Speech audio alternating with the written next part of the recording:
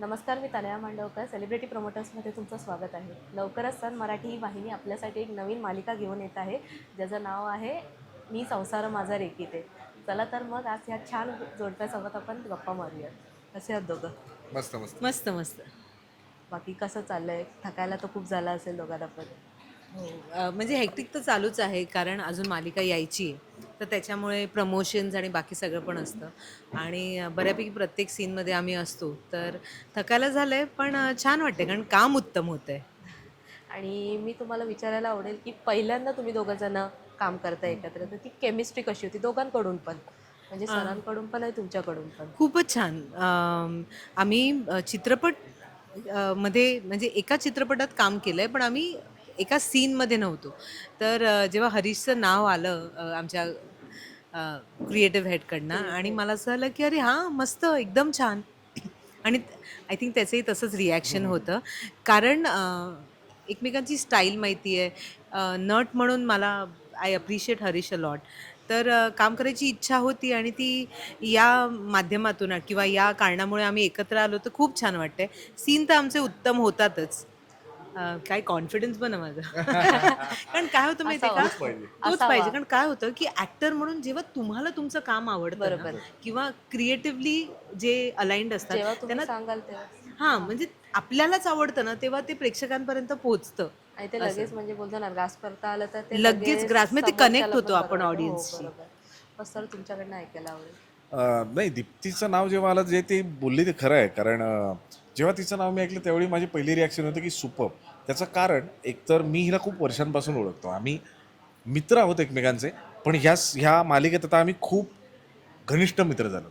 So मला एक माहिती होतं की दीप्तीला मी खूपदा काम करताना पाहिलं आहे. She is very senior to me. आणि जेव्हा जेव्हा मी तिला काम करताना पाहिलं आहे, तिच्या सेटवर मी व्हिजिट दिली, मित्र आपण असतो, भेटतो राईट, एकमेकांना. Right, right. भेट सो तेव्हा मी होतच पाहिलं की शी इज व्हेरी सिन्सिअर. तिची इतकी सिन्सिअर अभिनेत्री मी नाही पाहिली. आणि हे तुमच्या चॅनल तिच्या तोंडावर बोलत नाही, हे मी खूपदा बोललो आहे तिला. ती कधीच टाइमपास करत नाही, ती कधीच इतर गोष्टींमध्ये रमलेली मला दिसत नाही. फोन काढून काहीतरी चालू आहे असं पूर्ण नाही. जेन्युइन असं ती वर्क. खूप सतत स्क्रिप्ट घेऊन बसलेली असते. आणि काही अंशी मलाही तसं आवडतं की आपण बाकी सगळी टंगळ ते सगळं करूया, चालेल. पण कामाच्या वेळेनं खूप सिन्सिअरली काम करूया. मला नाही आवडत की मला कुठला दिग्दर्शक किंवा कुठला को ॲक्टर म्हणाले की यार सिन्सिअर नाहीच रे तू. तर मला साधारण इगो चॅलेंज केल्यासारखं वाटतं. मला असं होतं की नाही, हे नाही, हे नाही. आपल्यावरती हां, येतं सो आपलं कॅरेक्टर. मला ही गोष्ट खूप आवडली आणि म्हणून मला असं झालं की ती आहे ना, अरे अभी तुम भूल जाओ, अभी मालिका ऑटो पायलट पे चलता रहेगा. कारण आम्ही करतो तेवढं सिन्सिअरली काम. Right. आणि जेव्हा आता काम सुरू झालं त्यावेळी मजा येते यार. म्हणजे मला असं वाटतं की दोन गायक कसे शेजारी बसून जुगलबंदी करतात, जुगलबंदी चालू तर असते, त्या एक वेगळीच जुगलबंदीचा फील मला खूप येतो की ती डोळ्यातून खूप रिॲक्ट होते. मला व्हर्बली खूप दिलेलं आहे, शब्दातून रिॲक्ट व्हायला खूप दिलं आहे. सो माझे शब्द आणि तिचे डोळे अशी ती जुगलबंदी होते कायम. मला तुमच्या कॅरेक्टरबद्दल ऐकायला आवडेल. अविनाश हे अविनाश कसा आहे? हे मुळात जरा जरा ग्रे कॅरेक्टर आहे. म्हणजे परिस्थितीमुळे तो खूपच प्रेशरमध्ये आहे.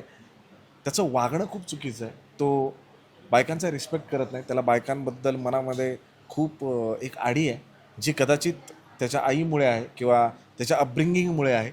पण त्याचा लव्ह मॅरेज आहे हिच्याशी.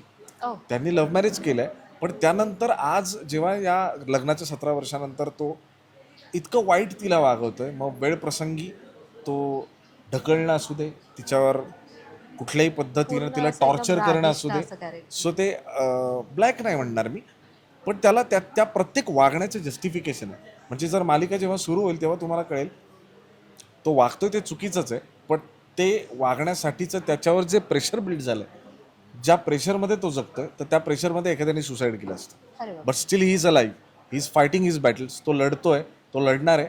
पण त्याला हे कळत नाही की एक सुंदर बायको आहे, एक सपोर्ट करणारी बायको आहे आणि ती तुझ्यासाठी जगते. त्याच्या एक्झॅक्ट उलटं त्याच्या मनात येतं आणि हे खूप कपल्समध्ये आपल्याला बघायला बऱ्याच मिळतं. बऱ्याच. सो मी हेच सांगेन की अविनाशचं पात्र असं आहे की जे कधीच कुणी फॉलो करू नये. रादर ते त्या लोकांचं प्रतिनिधित्व करतं की जे लोक समाजाच्या दृष्टीनं फार चुकीचे वागतात, ज्यांच्यामुळे स्त्रियांचा रिस्पेक्ट केला जात नाही, ज्यांच्यामुळे सतत आपल्या घरातल्या स्त्रिया ह्या दुःखात असतात. सो मला असं वाटतं की हे पात्र जेव्हा लोक बघतील तेव्हा लोकांना डेफिनेटली हे वाटेल, आई एखाद्या मुलाला लग्न आता होऊ घातले त्याला सांगेल की हे बघ काही बघ असं नको वागूस. बरोबर. जे वागत असतील नवरे त्यांना कळेल की मी असं वागतो आणि मी असं वागलो की मी असा दिसतो. बरोबर. सो मला आवडतं हे इम्पॅक्ट पात्र पडतो तो एक्झॅक्टली. वेगळं. मला असं विचारायला आवडेल, तुम्ही मगाशी जसं बोललात की हरीश आणि अविनाश हे टोटली वेगळे आहेत. सो हे अविनाश हे कॅरेक्टर करताना खूप असं टॅकल करावं लागलं असेल, अशी मेहनत, तर त्याच्याबद्दल काय सांगाल आमच्या प्रेक्षकांना? मेहनत म्हणजे मला असं वेगळं वाटतं की पूर्ण हां, टोटली वेगळं होतं. बरोबर. गोष्ट समजून घेणं आणि चॅलेंजेस ॲक्सेप्ट करणं हे हां. कुठल्याही नटाचं एक बेसिक्स असलं पाहिजे, राईट. जे आमच्या दोघांचं आहे. सो जेव्हा मी ते पात्र समजून घेतलं, म्हटलं इतकं तिरसट आणि वेगळं पात्र मला करायला मिळतं, तर पण मला असं वाटतं की नट हा एकटा कधीच परफॉर्म करू शकत नाही. म्हणजे गायक एक वेळ एकटा गाऊ शकतो, एखादा नट आता ही स्वतः एक चांगली नृत्यांगना आहे, तर डान्स तुम्ही एकट्याने परफॉर्म करू शकता, पण ॲक्टिंग ही एकमेव कला आहे ज्याला तुम्हाला समोर कोणीतरी लागतं, राईट. त्याशिवाय तुम्ही रिॲक्ट नाही करू शकत. सो मला असं वाटतं ह्याचे पर्सेंटेज खूप लोकांमध्ये डिवाईड झालेत. माझं काम आज जे चांगलं होतं त्याचं पहिलं श्रेय जातं आमचे रवी करमरकर सर, ज्यांनी या अंधारामध्ये मला टॉर्च दाखवली, वाट दाखवली की हे करायचं हे नाही करायचं. राईट. त्याबरोबर हिचा हात धरून मी तो प्रवास सुरू केला. त्यामुळे अजून एक पिलर माझाच बाजूला बसला की जो मला भक्कम सपोर्ट आहे, ती सतत मला सांगत असते की तू कर, तू माझा नको विचार करू. कारण खूप सीन्स असतात की जिथे टेक्निकली काही चुकलं तर तिला लागू शकतं, तिला त्रास होऊ शकतो, पण ते करताना ती म्हणते की तू नको विचार करूस, मी आहे, मला काय वाटलं तर मी मी सांगेन, सोबत बट आहे तू नेहमी. तू कर. आणि हे खूप रेअरली को ॲक्ट्रेसमध्ये किंवा को आर्टिस्टमध्ये असं बघायला एक मिळतं, अंडरस्टँडिंगच वेगळं कारण असतं. इन्सिक्युरिटी झिरो आहे तिच्या मनात आणि मला माहिती आहे शून्य आहे ती. तिला काही फरक पडत नाही, तिचं उलट एक ती म्हणते की सीन चांगला झाला पाहिजे आणि माझ्या पण मनात सीन चांगला करूया, बरोबर. ह्याच्यामध्ये तू पुढे गेलीस मी Scene पुढे ला गेलो आपण काही फरक 100% नाही द्यायचं पडत. दोघांनी एक्झॅक्टली. सुद्धा. आणि दोघांनी त्यामुळे पण. ना अशी जेव्हा टीम बिल्डअप होते. मिळते तुम्हाला, त्यावेळी पात्र म्हणजे फुलांवर चालण्यासारखं असतं, मग काही फार ओझं नाही होत त्या पात्राचं. मी तुमच्याकडे येईन मॅम, जेव्हा म्हणजे मला जसं तुम्ही सरांना विचारलं, अनुप्रिया आणि दीप्ती हे म्हणजे कॅरेक्टर तुम्ही कसं हँडल केलं, किंवा जसं की मला त्या त्या गोष्टी मला ऐकायला खूप आवडतील, कसं टॅकल केलं किंवा काही चॅलेंजेस वगैरे आले का? नाही, चॅलेंजेस नाही आले, पण अनुप्रियाच्या बाबतीत जे काही घडतं किंवा मी आता रोज सीन करताना मला थोडासा त्रास होतो, पण ऑफकोर्स तो मी घेऊन जात नाही घरी. पण अनुप्रिया म्हणून जेव्हा मी विचार करायला लागते ना, तेव्हा आपसुकच माझ्या डोळ्यात पाणी येतं किंवा आपसुकच मला माझ्या नवऱ्यावर म्हणजे अविनाशवर प्रेम येतं किंवा त्याची काळजी वाटते. तो जेव्हा असं तुम्ही त्यांची वागतो, बाजू समजून त्याची घेता- बाजू समजून समजून घेते घेता. मी. म्हणजे किती त्यांनी विक्षिप्तपणा केला तरी पण ती त्याच्या मागचा ती विचार करते, जे दीप्ती म्हणून पण मी करते राईट. रिअल लाईफमध्ये, तेच मला. की हा असा का वागत असेल, तर ह्याच्यावर एवढं प्रेशर आहे, ह्याच्यावर घरचा भार आहे किंवा काही कर्ज घेतलं आहे किंवा असं बरंच काही आहे, तर म्हणून तो असा वागतोय. कारण 17 वर्षापूर्वी अविनाश असा नव्हता, त्याचं खूप प्रेम होतं अनुप्रियावर. आणि प्रत्यक्षात पण असंच होतं ना, की माणूस बदलतो. 17 वर्षानंतर आपण त्या स्त्रीला, आपण त्या गृहिणीला, आपण आपल्या आईला पण आपण फॉर ग्रांटेड घ्यायला लागतो. बरोबर. आपण पटकन म्हणतो, काय ग, काय थांब ना, मी मी थकलोय, मी दमलोय, मी दमले, आपण म्हणतोच ना. तसंच अनुप्रियाच्या आणि अविनाशच्या बाबतीत पण तेच होतं. आणि मला वाटतं की प्रेक्षक पण रिलेट करतील की तुमच्या बाबतीतही असंच होत असेल, की सहज कोणीतरी बोलून जातं, आपण त्याच्या मागचा विचार करत नाही किंवा की ती स्त्री पण घरी दमलेली असेल, तिने पण प्रेमाने ते स्वयंपाक केला असेल, कधीतरी मीठ जास्त होतं. सो खूप रिलेटेबल आहे. सो मला ते साकारताना ते खूप रिलेटेबल वाटतं, म्हणून मी सहजपणे करू शकते. तरीही त्यातल्या न्यूॲन्सेस किंवा त्या छोट्या छोट्या ज्या जागा आहे, ते दीप्ती म्हणून मी शोधण्याचा प्रयत्न करते, बरोबर. की ते केल्याने ते कॅरेक्टर किती प्रेक्षकांना आवडेल किंवा ते किती जस्टिफाय होईल, त्यांच्यापर्यंत हां, कसं जस्टिफाय पोहोचेल. होईल. कारण लोकांचं असं म्हणणं असू शकेल पुढे, की हा असा वागतोय, तू डिवोर्स का नाही देऊन टाकत, आजचा जनरेशनचं. आजच्या पण नाही, generationचे thinking. ती त्या लग्न संस्थेत गेली आहे, तिने ते लग्न केलंय, तिचं प्रेम आहे, तिची मुलं आहेत, हे सगळं सांभाळून एक पॉझिटिव्ह होप नोट असतं ना आपल्या मनात. किंवा आजकाल थेरपिस्ट पण असतात जे आपल्याला सांगतात की पॉझिटिव्हरित्या ट्राय करा, प्रयत्न करा. तर तिचा तो प्रयत्न सुरू आहे आणि तो यशस्वी होतो की नाही, हे बघायला आमची मालिका तुम्ही नक्कीच पहा. मला मला विचारायला आवडेल की जसं की तुम्ही सुद्धा प्रोफेशनल एक महिला आहात, प्लस एक गृहिणी, तर तुम्ही कसं म्हणजे तुम्ही तुमचा संसार कसा रेखलात, एक थोडक्यात आमच्या प्रेक्षकाला सांगाल की जसं असतं ना एक प्रोफेशनल लाईफ आणि एक पर्सनल लाईफ, म्हणजे एक बोलतो ना गृहिणी म्हणून, एक आई म्हणून किंवा बहीण म्हणून. नाही, माझं नेहमी एकच मोटो आहे दीप्ती केतकर म्हणून, हां. की family comes first, career will follow.